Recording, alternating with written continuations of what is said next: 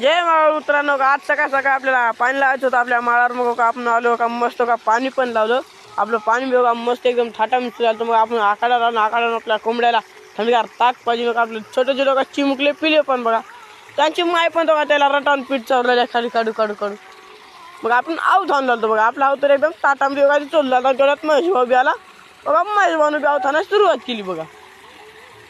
आपला महेश भाऊ मग आपल्याला खिचडीची तयारी करायची होती आपल्याला लांडक सणाची. मग आपण खिचडीचं का मस्त एकदम मटेरियल थाटामध्ये घेतलं बघा. आपलं मटेरियल तर लय भारी. मग बघा फोडणी पण टाकली. फोडणी टाकल्यावर एकदम असा मस्त सुगंध पण येऊ लागला बघा. काय बघा आता गरा गरा गरा आता हलवायची पण होती का गरा गरा गरा हलवायला सुरुवात केलं बघा. मस्त स्वाद येऊ लागला मला खिचडीचा. मग आता गरा गरा गरा आता हलवायला सुरुवात केली. खालून जाळ बी का खणखण चोल लागता. मग काय आता नंबर आहे खिचडी होणार ती.